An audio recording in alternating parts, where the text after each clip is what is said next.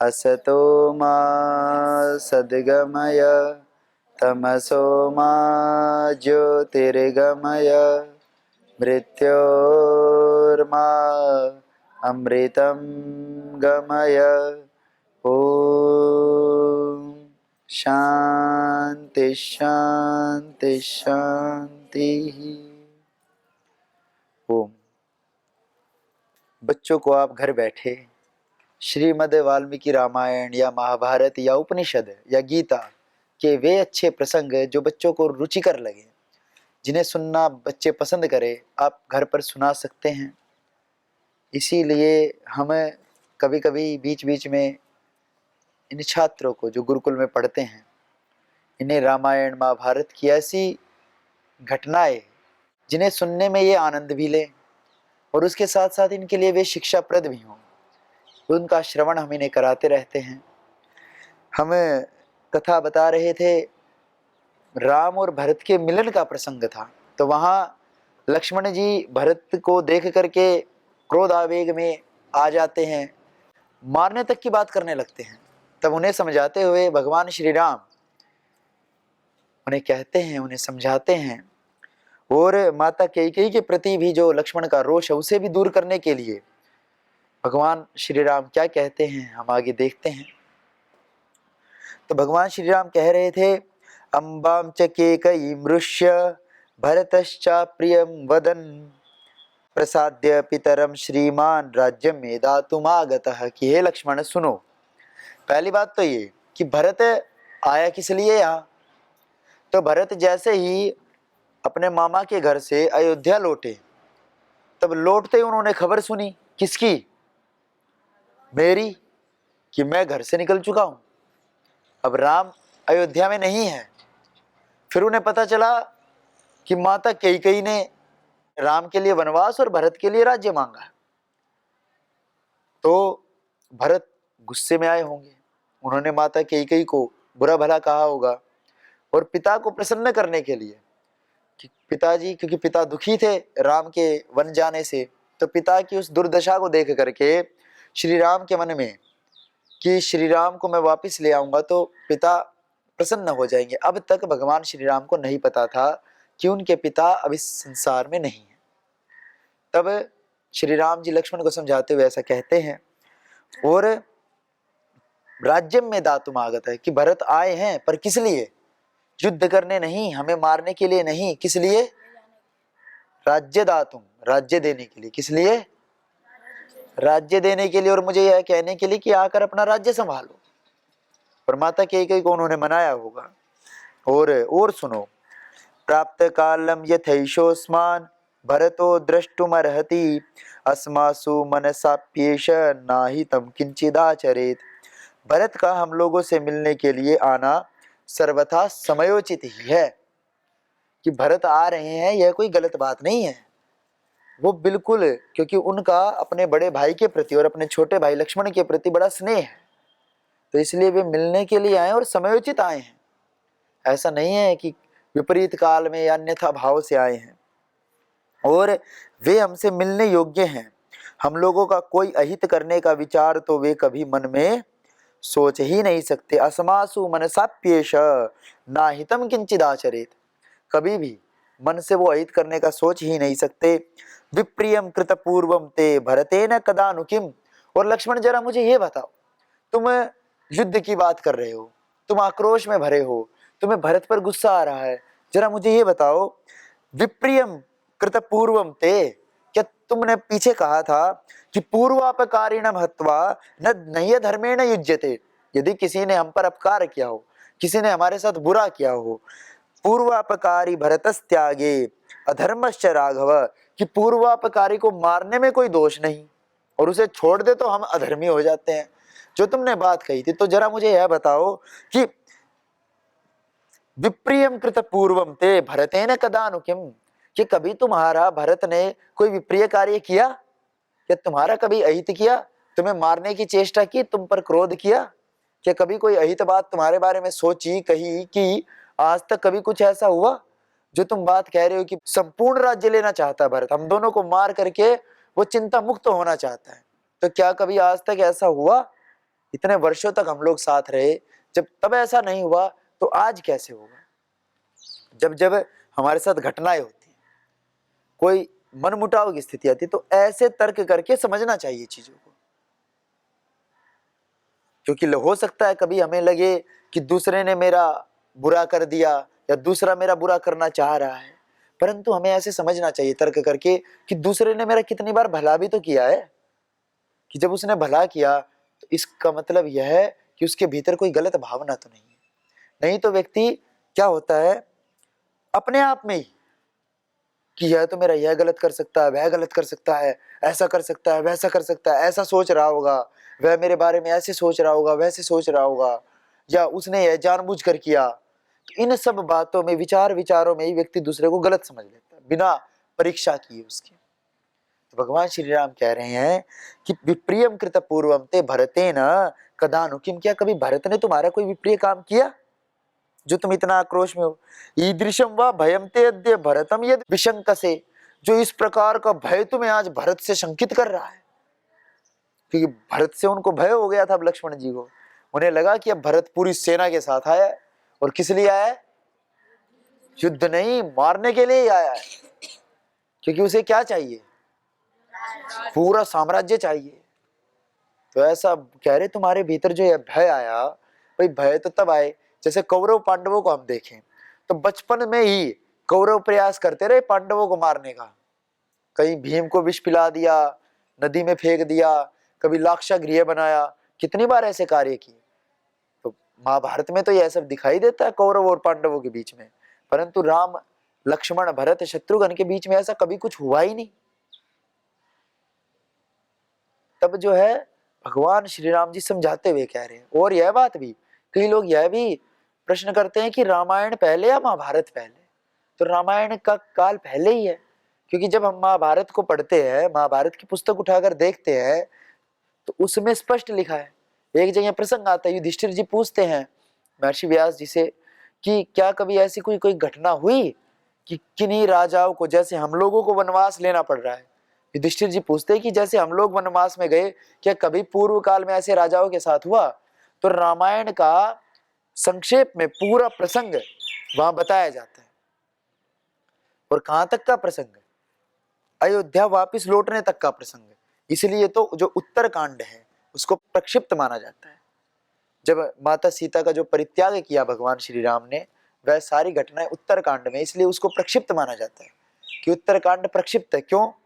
इसके एक हेतु तो इसका यह भी है कि जब महाभारत हम उठा करके देखते हैं तो मूल महाभारत में रामायण का अयोध्या में जब आ जाते हैं भगवान श्री राम, अपना 14 वर्ष का वनवास रावण का वध करके जब अयोध्या में लौट आते हैं, तब उधर अंत में यही समाप्त किया। व्यास जी ने इतनी ही कथा सुनाई, महर्षि व्यास जी ने युधिष्ठिर को, कि बस खुशी खुशी अब वे रहने लग गए, उन्होंने अपना साम्राज्य अच्छे से चलाया। तो इससे पता लगता है कि उत्तरकांड प्रक्षिप्त और रामायण का काल पहले है और महाभारत का काल बाद में है, क्योंकि रामायण में कहीं महाभारत की किसी प्रसंग की कोई चर्चा नहीं होती और महाभारत में रामायण की पूरी ही चर्चा होती है।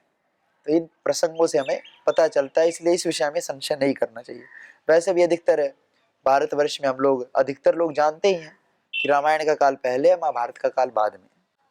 इसके बाद कि ईदृशम व भयम तेद्य भरतम यद विशंकसे, आगे कह रहे हैं नहीं ते निष्ठुरम वाच्यो भरतो ना प्रियम वचः अहम ही प्रियम उक्तः श्याम भरतस्य प्रिय कृते। और सुनो लक्ष्मण, तुम्हारी बातें मैंने सुन तो ली, जो तुमने कहा, क्योंकि तुम क्रोध के आवेश में थे तो मैंने सुन लिया, परंतु तुम एक बात समझ लो कि पहली बात तो यह है कि तुम्हें भरत के प्रति ऐसे कोई कटु वचन है नहीं कहने चाहिए, भरत के प्रति बुरा भला नहीं कहना चाहिए। और दूसरी बात सुन लो, यदि तुम यह सोच लो, यदि तुमने भरत के बारे में कुछ भी बुरा कहा तो तुम सोच लो सीधा सीधा तुम किसे कह रहे हो? राम को ही कह रहे हो, क्योंकि राम भरत से अलग है। नहीं है, यह बात तुम समझ लो। और अभी देखिए अभी क्या बोलेंगे भगवान श्री राम। मतलब लक्ष्मण जी चूंकि समर्पित तो थे परंतु थोड़े क्रोध में थे, तो क्रोध को शांत करने के लिए भगवान श्री राम सच्ची बातें कह रहे हैं कि भाई सच्चाई तो यही है। अब दूसरी बात, कथम नु पुत्रः पितरम हन्युः कस्यांचिद आपदी भ्राता वा भ्रातरम हन्यात सौमित्रे प्राणमात्मनः। ये सौमित्रे जरा मुझे यह बताओ, कथम नु पुत्रः पितरम हन्युः, कि कभी ऐसा हुआ कि पिता पुत्र की हत्या कर दे? कथम नु पुत्रा पितरम हन्यु, या पिता या पुत्र अपने पिता की हत्या कर दे, ऐसा कैसे हो सकता है? कोई पुत्र अपने पिता की हत्या कर दे, ऐसा कैसे हो सकता है? यह उस समय की बात है, इसलिए उसको सतयुग भी कहा जाता है कि उस समय में ऐसा नहीं होता था, परंतु आजकल ऐसी घटनाएं सुनने को मिल जाती हैं, इसलिए इसे कलयुग भी कहा जाता है। अब इस कलयुग और सतयुग के चक्कर में भी लोग पड़ जाते हैं कि आज तो कलयुग है, आज तो बुरा होगा ही। कलयुग भी है। देखो यह तो एक प्रसंग ही है कि भगवान श्री राम इसे अचंभे से कह रहे हैं, कथम नु पुत्र पितरम हन्यु, कैसे कोई पुत्र अपने पिता को का वध कर सकता है? कस्यांचिद आपदि, किसी भी परिस्थिति में, अर्थात कभी नहीं कर सकता। यह उस समय की बात है। तो उस समय यह तो अच्छाई थी कि कोई पुत्र अपने पिता का वध नहीं करता था। और परंतु बहुत सारी चीजें देखी जाए तो भगवान श्री राम एक तरह से थे तो सम्राट ही, परंतु उनकी भार्या का ही हरण कर लिया गया। तो यह भी उस सतयुग में ही हुआ था। पूरा पांडवों भगवान श्री राम उस सतयुग में भी रावण जैसा राक्षस था जिसने चारों दिशाओं को कंपित किया हुआ था। हर जगह राक्षसों का साम्राज्य था उस सतयुग में भी। तो इसलिए काल यह नहीं होता कि कौन सा काल अच्छा है कौन सा काल बुरा, हम अपने कर्मों से, क्योंकि सतयुग में भी युद्ध हुए, सतयुग में भी राक्षस थे, त्रेता में भी राक्षस थे, द्वापर में भी राक्षस थे, और आज कलयुग में भी राक्षस हैं। उस समय भगवान श्री राम के काल को, उनसे पहले का काल है सतयुग, उनका काल है त्रेता, श्री कृष्ण जी का काल है द्वापर, और यह काल कहा जाता है कलयुग।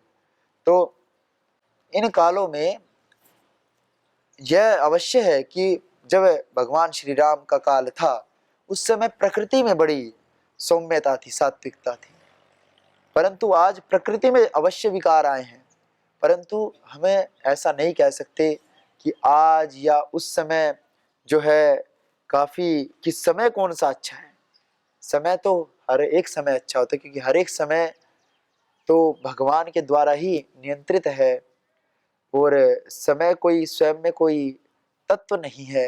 वह समय तो सूर्य चंद्र इनकी गतियों से, ग्रहों नक्षत्रों की गतियों से हम समय को मापते हैं। तो यह तो बस एक सृष्टि का विज्ञान है।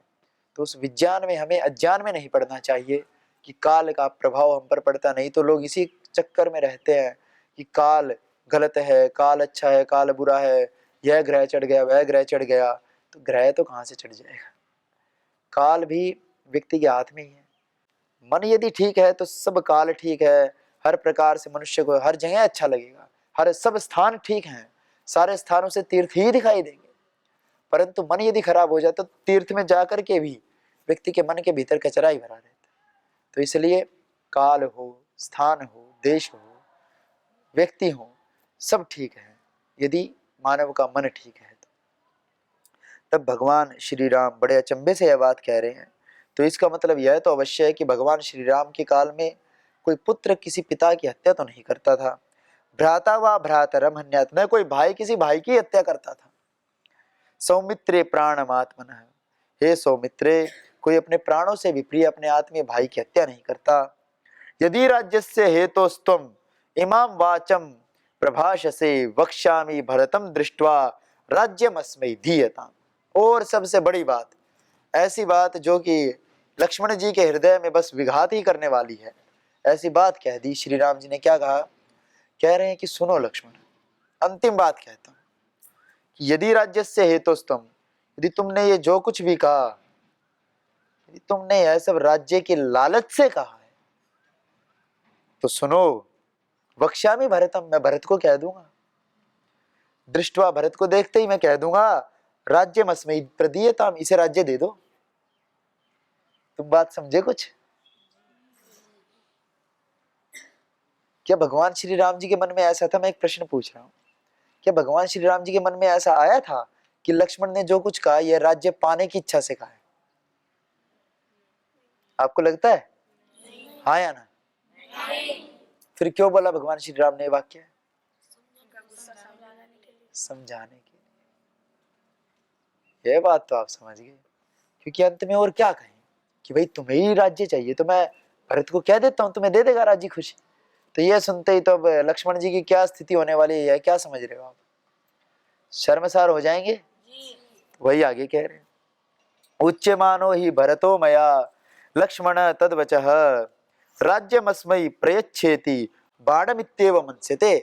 कह रहे हैं कि जैसे ही मैं भरत को यह वाक्य बोलूंगा तो सुनो लक्ष्मण, क्या बोलूंगा? राज्यमस्मै प्रयच्छेति, कि राज्य इसको दे दो। तो बाणमित्येव मंस्यते, तो बस भरत क्या कहेगा? बहुत बढ़िया बहुत बढ़िया बहुत बढ़िया, दे दीजिए दे दीजिए। क्यों? क्योंकि वो भी तुमसे प्रेम करता है। अरे एक बड़े भाई को छोटे भाई से प्रेम होता है, वो अपना सब कुछ ही उसे दे देना चाहता है और उसे किसी प्रकार का गम नहीं होगा। तुम जाकर के राज्य संभाल लो, भरत मेरे साथ रह लेगा वन में। यहाँ वो आ इसलिए रहा है। और देखिए आगे, तथोक्तो धर्मशीलेन भ्रात्रा तस्य हिते रतः लक्ष्मण प्रविवेशेव स्वानि गात्राणि लज्जया। अब देखो लक्ष्मण के साथ क्या होगा। जो अब तक क्रोध में भरा था, आक्रोश में भरा था, मारने काटने की बातें कर रहा था, और अब क्या हो गया? अपने धर्मपरायण भाई के ऐसा कहने पर उन्हीं के हित में तत्पर रहने वाले लक्ष्मण जी, क्योंकि लक्ष्मण जी तो वन में आए इसलिए थे ताकि किसके साथ रह सके। उन्हें कोई वनवास थोड़ी मिला था, उन्हें तो राज्य तो उनके पास था ही, राज्य में तो थे ही वे, उनके लिए थोड़ी वनवास मिला था। परंतु उनके हित में तत्पर रहने वाले लक्ष्मण लज्जावश मानो अपने अंगों में ही समा गए। बड़ी लज्जा आई जैसे ये वाक्य सुना कि तुम्हें राज्य चाहिए इसलिए तुमने ये सब कहा है, तो मैं भरत को कह देता हूँ। तो लक्ष्मण जी को तो राज्य नहीं चाहिए था, इसलिए बड़े लज्जा उन्हें अनुभव हुई। तद वाक्यम लक्ष्मण श्रुत्वा व्रीडित प्रत्युवाच त्वां मन्ये द्रष्टुमायातः पिता दशरथ स्वयं।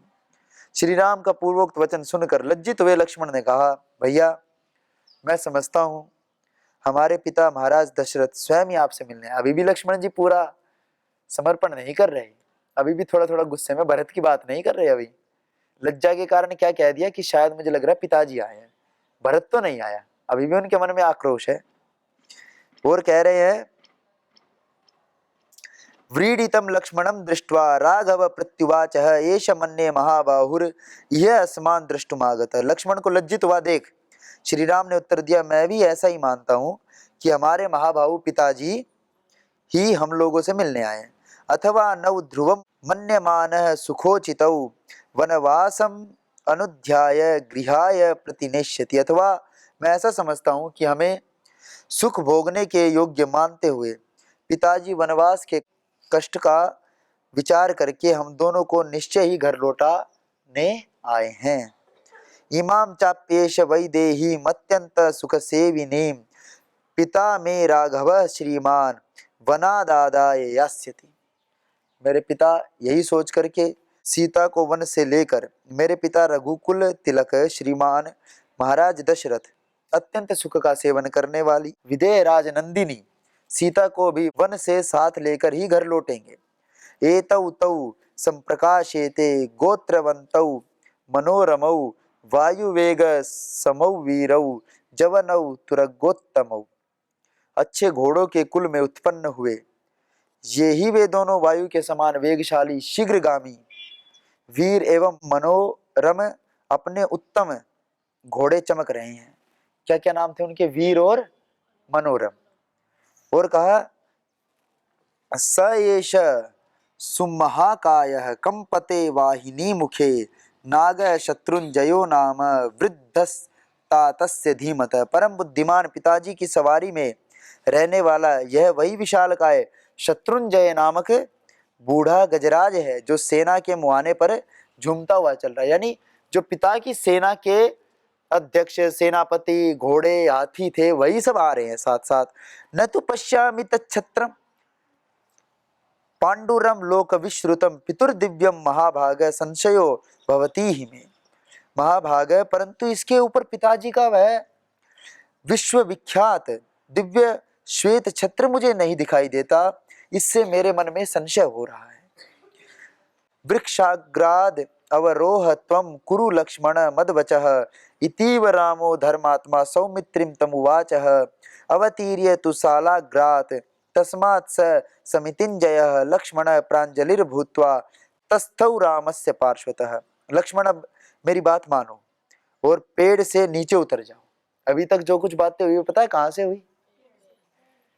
अब तक लक्ष्मण जी पेड़ के ऊपर ही टंगे हुए थे, तो अभी पेड़ से उतर, यानी जो कुछ उन्होंने कहा और जो कुछ श्री राम जी ने समझाया वो कहां से समझाया? भगवान श्री राम जी नीचे खड़े हैं और लक्ष्मण जी ऊपर टंगे हुए हैं। तो लक्ष्मण जी नीचे उतर रहे हैं। जब धर्मात्मा श्री राम ने सुमित्रा कुमार लक्ष्मण से जब ऐसी बात कही, तब युद्ध में विजय पाने वाले लक्ष्मण उस साल वृक्ष के अग्रभाग से उतरे और श्री राम के पास हाथ जोड़कर खड़े हो गए। भरतेनाथ संदिष्टा सम्मर्दो न भवेदिति समन्ता तस्य शैलस्य सेनावासम अकल्पयत।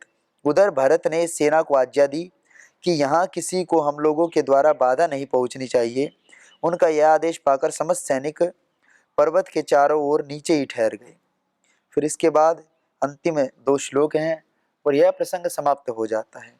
अद्य धर्मम इक्ष्वाकु चमूर्योजनम पर्वतस्य पार्श्वे न्यविशद आवृत्य गजवाजीनराकुल। उस समय हाथी घोड़े और मनुष्यों से भरी हुई इक्ष्वाकु वंशी नरेश की वह सेना पर्वत के आसपास की 1.5 योजन अर्थात 6 कोस भूमि घेर कर पड़ाव डालने लगी। इतनी बड़ी सेना थी। सा चित्रकूटे भरतेन सेना धर्मम पुरस्कृत्य विधूय दर्पम प्रसादनार्थम रघुनंदस्य विरोचते नीतिमता प्रणीता। नीतिज्ञ भरत धर्म को सामने रखते हुए गर्व को त्याग कर रघुकुल नंदन श्री राम को प्रसन्न करने के लिए जिसे अपने साथ ले आए थे, वह सेना चित्रकूट पर्वत के समीप बड़ी शोभा पा रही थी। तो इस प्रकार यह समाप्त होता है। मैं बताना चाह रहा था यहाँ से इतनी शिक्षा या इतना ही संदेश आप लोगों को देना चाह रहा था कि जब ऐसे क्रोध की स्थिति आए, आप स्वयं देखिए, एक तरफ मारने की बात है और दूसरी तरफ पूरा समर्पण ही हो गया। तो क्रोध में आवेश में आकर के मान लीजिए भगवान राम जी लक्ष्मण को न समझाते, तब क्या होता? लक्ष्मण जी तो बिना सोचे समझे, और भरत जी इतने समर्पित थे, वो लक्ष्मण के द्वारा चलाए गए बाणों का विरोध नहीं करते। और फिर बाद में क्या होता? लक्ष्मण जी को पश्चाताप करना पड़ता। समझे? इसलिए परस्पर में कभी भी अपने भाई बहनों से गुस्सा मत करना, और भाई बहनों तो दूर, अपने आस पास जो तुम्हारे सहपाठी रह रहे उनके प्रति भी गुस्सा नहीं करना। क्यों? क्योंकि क्रोध में किया हुआ कार्य कभी भी सुख नहीं देगा। क्या देगा? केवल और केवल दुख। एक छोटी सी कहानी सुनी होगी आप लोगों ने। एक ब्राह्मण है, एक ब्राह्मणी है, उनका एक पुत्र है, और एक कभी ब्राह्मण है, उनका छोटा पुत्र है। तो ब्राह्मण कभी घर में नेवले को ले आता है। पंचतंत्र की कहानी है कि अपने घर में नेवले को ले आता है कि भाई बच्चा बड़ा होगा तो इसके साथ खेल लेगा, ऐसा सोच करके घर में नेवला ले आता है। अब हालांकि नेवला हिंसक होता है, कहानी है, ऐसे तो कोई घर में नहीं लाता, पर पंचतंत्र की कहानियां छोटे बच्चों के लिए ही है, ताकि बच्चे सुने तो उन्हें अच्छा लगता। लेकिन हम भी, मैं बता दूं आपको, घर पे मैं था तो पंचतंत्र की कहानी आती थी कार्टून में, तो उनको मैं देखता था, बड़ी अच्छी लगती थी। अलग अलग तरह की कहानी आती थी, और भी देखते थे, पर वो भी देख लेते थे जब और कहीं मन नहीं लगता तो वही देख लेते थे। तो उन कहानियों को देखने की इच्छा हो जाती थी। तो यानी बाहर जो फिल्म देखते हैं, मूवीज देखते हैं, गाने सुनते हैं, पंचतंत्र की कहानियां भी बच्चे देख लेते हैं, शिक्षा मिलती। तो पंचतंत्र की कहानियां छोटे बच्चों के लिए होती हैं। तो वहाँ नकुल को वो ले आता है, नेवले को। अब नेवला स्वभाव से हिंसक होता है, पर जो है कहानी में ऐसा है कि नेवला रह रहा है, वो अपना आराम से रह रहा है, पर ब्राह्मणी के भीतर हमेशा शंका होती है कि कभी ना कभी अपने स्वभाव के कारण मेरे बच्चे पर आघात कर देगा और इसे मार देगा। तो एक दिन क्या होता है, ब्राह्मणी ब्राह्मण को कहती है कि तुम घर पर ही रहना, मैं पानी भरने जा रही हूँ। ब्राह्मण कहता है ठीक है। तो ब्राह्मणी जाती है और पानी भरने के लिए, और पीछे से ब्राह्मण भी अकेला घर में क्या करे, वो भोजन मांगने चला जाता है।